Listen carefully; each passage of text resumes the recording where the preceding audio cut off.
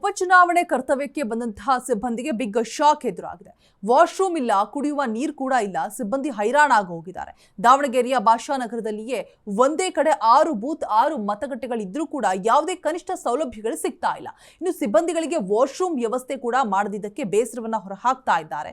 ಅತಿ ಚಿಕ್ಕ ಜಾಗ ಇರೋದ್ರಿಂದ ಜನರಿಗೂ ಕೂಡ ಸಮಸ್ಯೆ ಆಗ್ತಾ ಇದೆ. ಚುನಾವಣಾ ಅಧಿಕಾರಿಗಳ ವಿರುದ್ಧ ಇದೀಗ ಸಾರ್ವಜನಿಕರು ಗರಂ ಆಗಿದ್ದಾರೆ.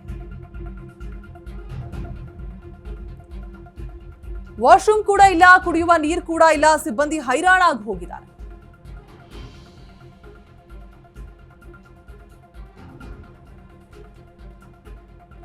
ಆರು ಮತಗಟ್ಟೆಗಳಿದ್ರೂ ಕೂಡ ಯಾವುದೇ ಪ್ರಯೋಜನ ಆಗ್ತಾ ಇಲ್ಲ. ಸಿಬ್ಬಂದಿಗಳಿಗೆ ವಾಶ್ರೂಮ್ ವ್ಯವಸ್ಥೆ ಮಾಡದಿದ್ದಕ್ಕೆ ಬೇಸರ ಹೊರಹಾಕ್ತಾ ಇದ್ದಾರೆ.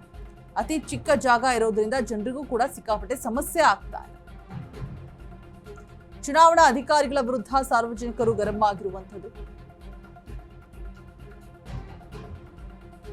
ಉಪಚುನಾವಣೆ ಕರ್ತವ್ಯಕ್ಕೆ ಬಂದಂತಹ ಸಿಬ್ಬಂದಿಗೆ ಇದೀಗ ಬಿಗ್ ಶಾಕ್ ಎದುರಾಗಿದೆ.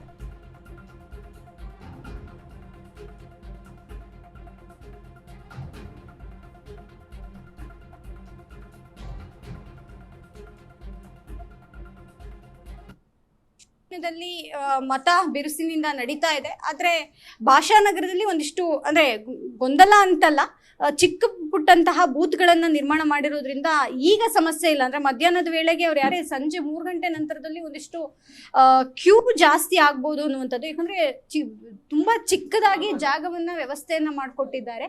ಜೊತೆಗೆ ಸಹಜವಾಗಿ 154, 155, 156, 157 ಮತ್ತೆ 158 ಹಾಗೂ 159 ತುಂಬಾ ಚಿಕ್ಕ ಜಾಗದಲ್ಲಿ ಮತ ಹಾಕೋದಿಕ್ಕೆ ವ್ಯವಸ್ಥೆಯನ್ನ ಮಾಡಿಕೊಟ್ಟಿರೋದ್ರಿಂದ ಸಹಜವಾಗಿ ಒಂದಿಷ್ಟು ಗೊಂದಲಗಳು, ಒಂದಿಷ್ಟು ಸಮಸ್ಯೆಗಳು ಉದ್ಭವ ಆಗುತ್ತೆ. ಇದರ ಜೊತೆಗೆ ಇದು ಉರ್ದು ಶಾಲೆ ಆಗಿರೋದ್ರಿಂದ ಅನಿವಾರ್ಯವಾಗಿ ಕೆಲವೊಮ್ಮೆ ಏನು ಚುನಾವಣಾ ಆಯೋಗದಿಂದ ಈ ಶಾಲೆಗಳಲ್ಲೇ ಮತದಾನ ಮಾಡಬೇಕು ಅನ್ನುವಂತಹದ್ದಿರೋದ್ರಿಂದ ಈ ಶಾಲೆನ ಆಯ್ಕೆ